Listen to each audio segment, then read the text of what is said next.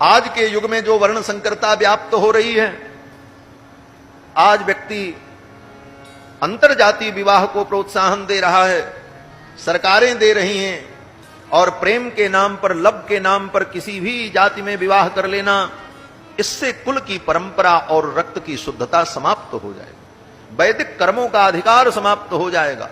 अपने अपने वर्ण के अनुकूल विवाह करने पर, संतान उत्पन्न करने पर ही धर्म का अधिकार होगा, अन्यथा धर्म का कोई अधिकार नहीं रहेगा। उसके जो पितर हैं वो भी नरक में चले जाएंगे। गीता में सब लिखा है। श्रीमद् भगवत गीता का पहला अध्याय पढ़ लेना।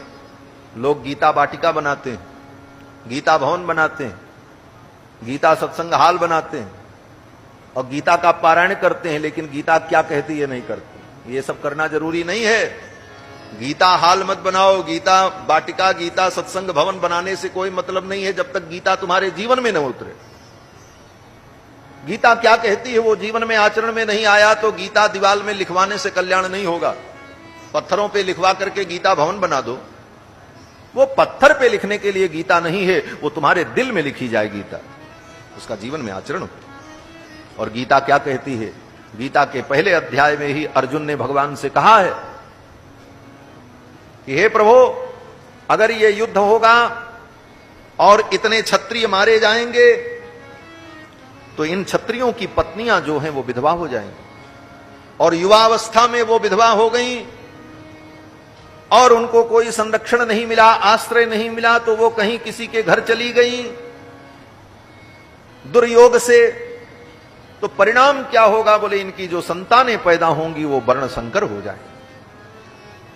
स्त्री सुदुष्टासु वार्षणेय, ये गीता का श्लोक है पहले अध्याय का। अर्जुन कहता है स्त्री सुदुष्टासु वार्षणेय जायते वर्ण संकरः, उससे जो संतान उत्पन्न होगी वो वर्ण संकर हो जाएगी। और परिणाम क्या होगा? बोले संकरो नरकायैव, वो संकर संतान जो होगी वो नरक में जाएगी। कुलघ्नानाम कुलस्य च, उसके कुल में जितने लोग होंगे पूर्वज वो भी नरक चले जाए। पतंत पितरो हेषाम, उसके जो पितर हैं वो भी नरक में चले जाए।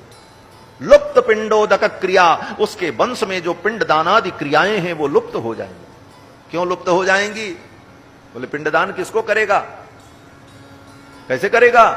क्यों? बोले कर्मकांड में नियम है, सबसे पहले संकल्प करना होता है, और संकल्प में कहना पड़ता है कि अगर ब्राह्मण हो तो सर्माहम, क्षत्रिय हो तो बर्माहम, वैश्य हो तो गुप्तोहम, और चतुर्थ वर्ण के हो तो दासोहम, और जो चारों वर्ण से अलग हो जाएगा, वर्ण संकर होगा, वो क्या बोलेगा?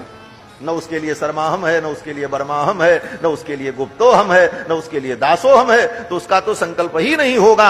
आगे का कर्मकांड तो बहुत दूर की बात है। तो वर्ण संकरता धर्म के विनाश का मूल है।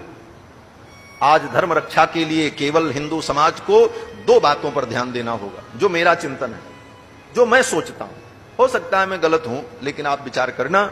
सब मंथन करने के बाद, विचार करने के बाद जो मुझे निष्कर्ष समझ में आया कि हिंदू सनातन धर्म, वैदिक धर्म की रक्षा के लिए आज समाज को दो बिंदुओं पर विचार करने की जरूरत है। क्या? बोले रोटी और बेटी को बचा लो, बस। रोटी बेटी बचेगी तभी धर्म बचेगा। बेटी बचाने का मतलब हमारे विवाहादि संबंध शास्त्र सम्मत हो, और रोटी का मतलब हम जो खाएं वो शास्त्र सम्मत खाएं, ये नहीं कि कुछ भी खाते रहें। आहार की शुद्धि और रक्त की शुद्धि, ये दो चीज अगर बची रहेगी तो सनातन धर्म सुरक्षित है।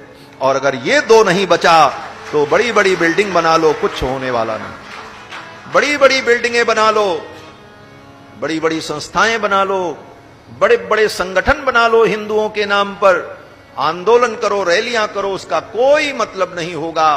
क्यों? बोले शास्त्र सब निरर्थक हो जाएंगे। इसलिए बेटी और रोटी, इसीलिए कहा है रोटी बेटी सोच समझ करके लेना और देना चाहिए।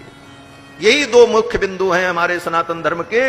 इनको अगर आप सुरक्षित बचाए रखे तो निश्चित रूप से सनातन धर्म का बाल बांका नहीं होगा। दुनिया एक तरफ रहे लेकिन सनातन धर्म अडिग रहेगा। और ये दो बातें अगर बिगड़ गई तो सारे शास्त्र के नियम लागू नहीं होंगे, कोई शास्त्र उनके लिए नहीं होगा।